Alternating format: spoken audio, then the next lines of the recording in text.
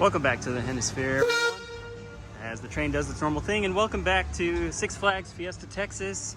I have to start off, though, with some news out of SeaWorld San Antonio. There are two big stories that are developing there, but actually before that, I have to give a shout out to all of you, because we hit 2,000 subscribers on the channel late Wednesday night, and I can't thank y'all enough for all of the support, clicking the subscribe button, and sharing all of my videos. We are doing better than we ever have before, so I'm going to keep doing all of these updates from Six Flags Fiesta, Texas once a week, and I'm posting POVs as well. I have a playlist for that. You can click it here, and I also have a playlist for all of these updates if you want one spot to find all of them in chronological order. The things that are happening at SeaWorld San Antonio are pretty crazy. First one, there's good news and bad news. I'll start with the good news. The good news is that someone reported to a couple of San Antonio news outlets that the park is adding a family inverted coaster for 2026. So all I can think of is it must be a B&M invert similar to Phoenix Rising or the Big Bad Wolf, the Wolf's Revenge at Busch Gardens. And it's going next to the Currents shop that isn't too far from Steel Eel. They already have work walls up. So I'm gonna hopefully get down there to check it out in the coming months once construction goes vertical. The bad news is that Wavebreaker, the rescue coaster, the Intamin family launched straddle coaster, has been closed for an indefinite period of time. And it has something to do with what's happening with Quantum Accelerator at Six Flags New England. That ride was supposed to have already opened, and it did not. Instead, they announced that it would be closing for we don't know how long, along with all of the other Intamin straddle coasters. So that is not good news, and I do have something to add to what I know about that situation.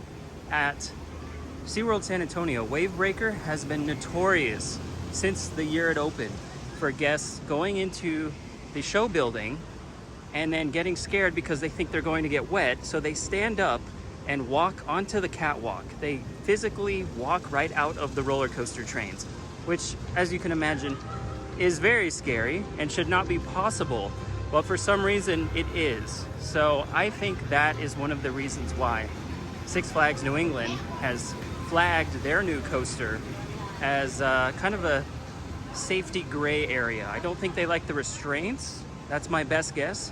And it probably goes back to what happened with their Superman roller coaster, where someone did unfortunately fall out of the ride. So they are strict up there on their rules, and it's affecting other parks, including SeaWorld San Antonio. It's a bummer, but all right, I'm gonna grab some food. Over here at Picnic Grove, you can see that ABC Supply Co. has given their employees the opportunity to spend some time in the park today. As you see Chupacabra going by. So ABC Supply Co. is the largest supply company for roofing materials in North America. So they do roofing, all kinds of shingle work, also solar panels on roofs, also the siding on houses, as well as gutters and whatnot. So the exterior of homes, pretty much, it looks like that's what ABC does. Let's check in on the tape chronicles over here at the mural. Yeah, it's still there. And over here, there's some tape as well.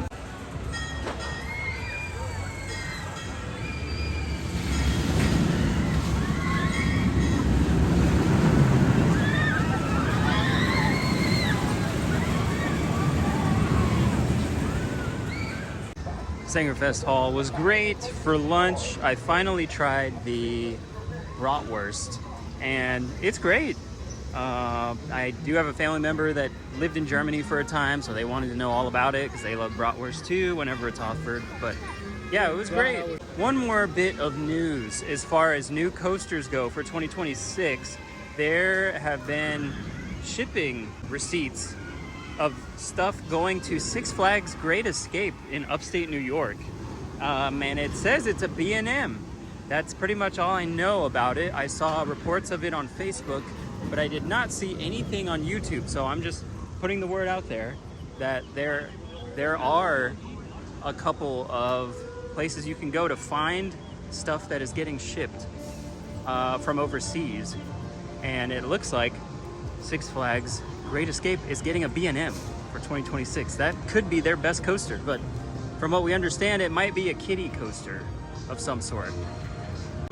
Now I'm going to get to the capacity issues in this park and the construction updates in a little bit, but I do want to say that the crowds today are lighter than the past 2 Saturdays. You can see right here, just looking down there at Superman and Wonder Woman, there's not a terrible amount of people. Same right here, going over to the boardwalk. There's not too many people in the park today, so I don't think the lines will be too long, but it is very interesting to see when there are huge crowds and the park chooses not to run a second train on Superman Krypton Coaster and Dr. Diabolical's Cliffhanger, because those, they have 3 trains. Even if one of them is down for annual maintenance, they still have the option to add a second train, but for some reason they are not. And I know that staffing is fine. It always has been fine during the summer months. Other months, when school's in session, that's when it gets difficult. They do have an awful lot of copyrighted music blaring in the park today, so I'm gonna have to pick and choose where I film very carefully, but I'm gonna try to get POVs today on Pandemonium, Scream, and Boomerang. Anything else besides that will be a bonus. So I'm gonna go wait in line for Pandemonium.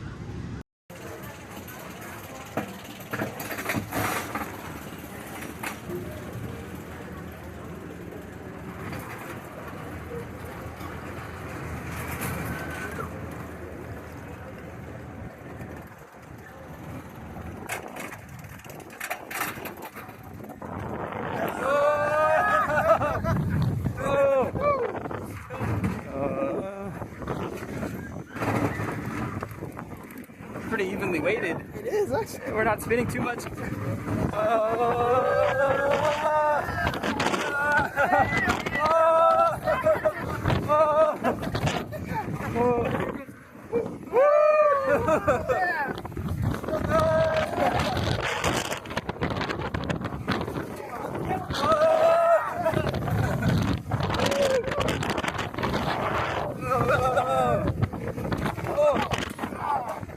I had a great ride on Pandemonium just now, but coming over here to Wonder Woman, it is closed. And I have no idea if this is going to reopen today. It was closed but testing last week, and I think that that was due to weather mostly.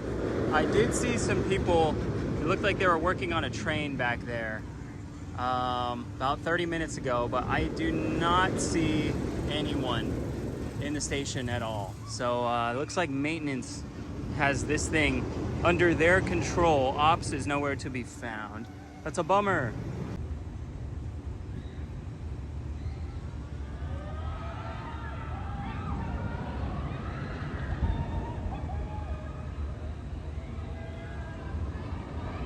Superman was not running completely trimless there on the brake section before the corkscrews. They're hitting a little bit. Over here in Rockville though, the icy station has new paint. It is looking a lot better. Come around the side here. Looks like they're finished with the exterior paint, and across the way you can see that the Coca-Cola refill station has a lot of texture work done to the outside, and they are building the inside now. But it does look like this will be a walk-up kiosk sort of drink stand, and that'll make it quick and easy for people.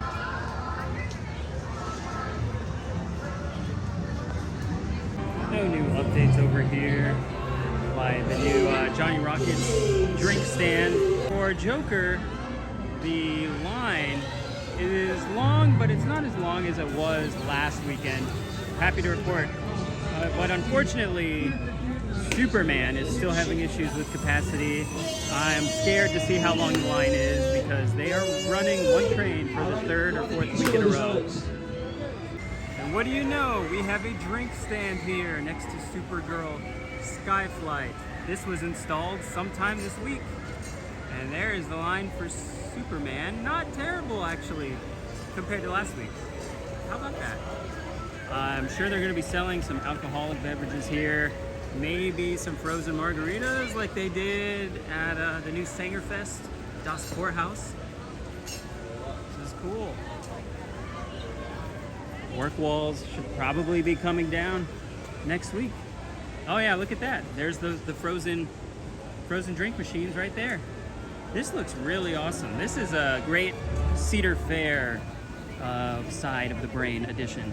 Oh no, we have another ride closure, Cyborg Cyber Revolution. Has nobody on board.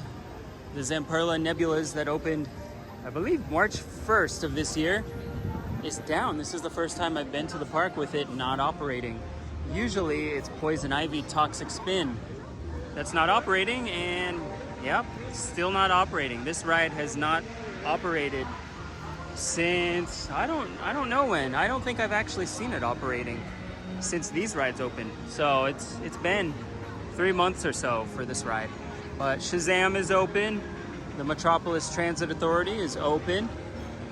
I'm sure everything else here in the DC universe besides Kid Flash is open too. Now over here at Kid Flash, I've been giving y'all non-updates on it because there has been nothing new to report as it sits here abandoned. And they also put up this wall that's so tall I can't even reach over it. You can see it's a foot taller than my reach, and I can probably reach 9 feet. So yeah, I actually have an update today, believe it or not. I heard from another YouTuber that Skyline Attractions is being sued by Six Flags. And that's not too big of a surprise because this thing has sat here, and if it's going to be demolished, someone has to pay for that. And I feel like Skyline should pay for everything that they've done. However, it's tough to think about Six Flags paying them for the entire coaster when it really didn't do any of the things that it promised it would do. So of course Six Flags doesn't want to pay them at all, and they probably don't have the money. Skyline probably doesn't have the money to dismantle it because Six Flags won't pay them for actually building it because it was kind of a piece of crap. So yeah, there's a lawsuit. Some good news to report here. The Gully washer has reopened after it was closed last week for unknown reasons. Oh, there goes a geyser. Got him. And again. Here is a unique setting on this ride that you might not have known about. Oh, it's already ending.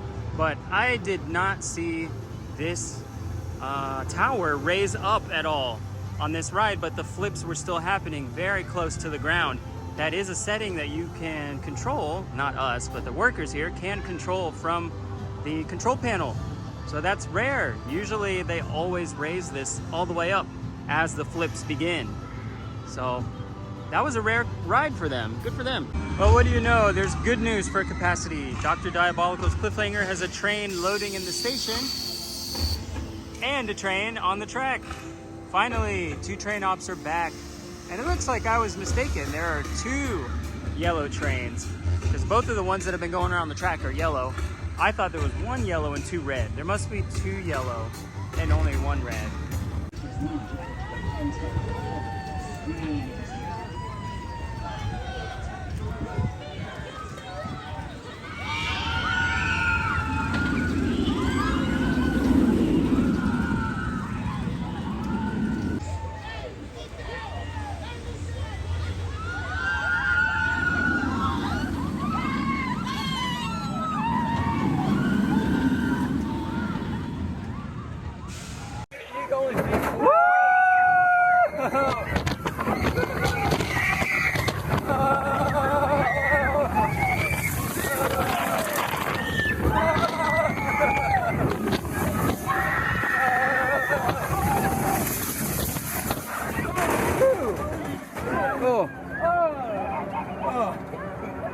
Horse back here at the end. Wait, we're going backwards.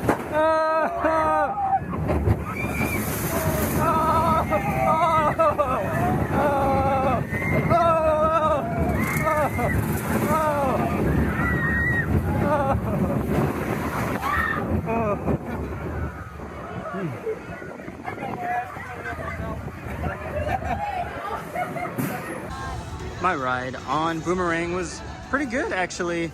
I like the new vest restraints on the Vekoma trains, and I have seen a lot of people using the Flash Pass today in in line for Boomerang, they had about 20 people in line for the Flash Pass line, I mean. And they filled up more than half the train on all of the dispatches. So yeah, Six Flags doing good. Third week in a row with the Flash Pass. They are making money. We are getting closer to July 4th weekend, so you can see some of the American flags here are up in Crack Axle Canyon. And of course, you know, with July 4th comes a lot of fireworks, and Six Flags has been hyping up their spectacular, their nighttime spectacular for July 4th and July 5th, actually. It's 2 nights. But on July 4th, that is the one that's going to be packed. It's going to be one of the busiest days of the year at this park, and I imagine all around the La Cantera area here in San Antonio, there is going to be traffic backed up everywhere. So I'm going to try to get here and take that all in. It should be a great time. But of course, if something happens and it's just too busy, I can come back on Saturday, July 5th, take advantage of that. And another thing that's happening right now are Fright Fest auditions now through July 12th. If you go online and just Google it, I'm sure it'll come up. If you look at job postings on the Six Flags website, you can see all the audition information. Not difficult to find. If you want to participate and work part-time for Fright Fest, go ahead. They're hiring as many people as possible.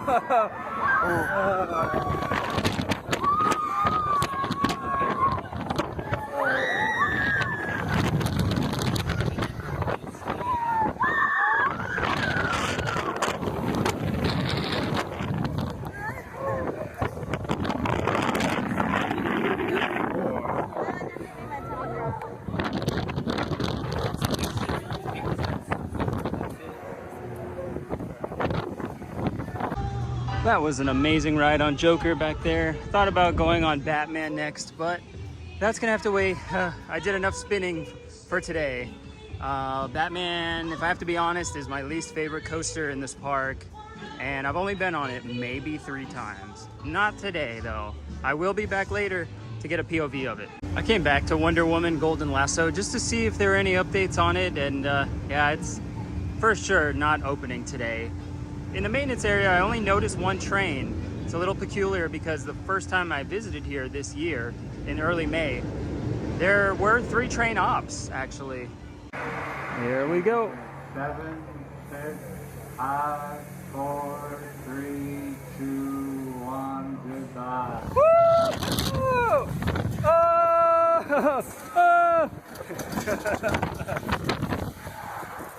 Woo!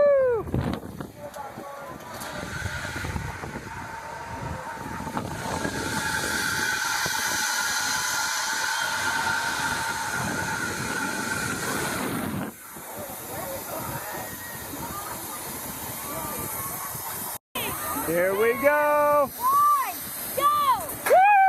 Woo!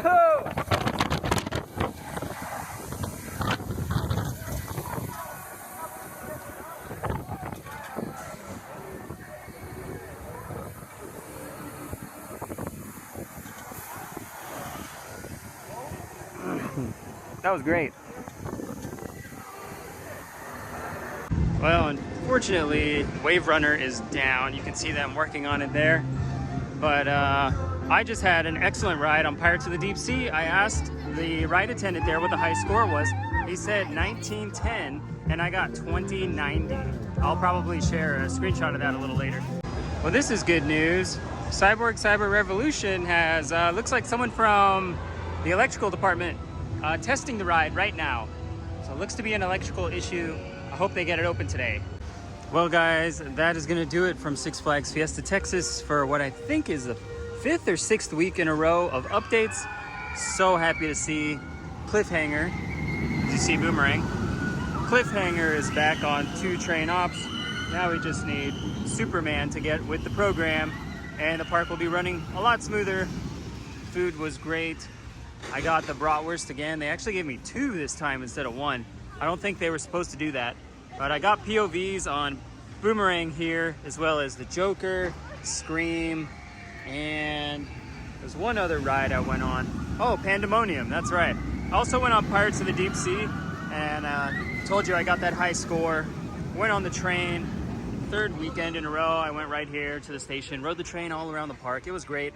So yeah, stay tuned because these videos are gonna come back in 4K 60 FPS next month. And I'm also gonna do a music video because I have tons of off-ride footage of all of these amazing rides and just some of the essence and aura of this park. All right guys, also the coaster rankings will be coming back too, hopefully next month. And I'm gonna start with all of the coasters in this park. Just to remind you all of what the scores were, and that's kind of the benchmark because I kind of ranked those roller coasters here before I ranked any coasters in Ohio and Florida and all those other places I got to. So stay tuned. That was another day in the Hennisphere.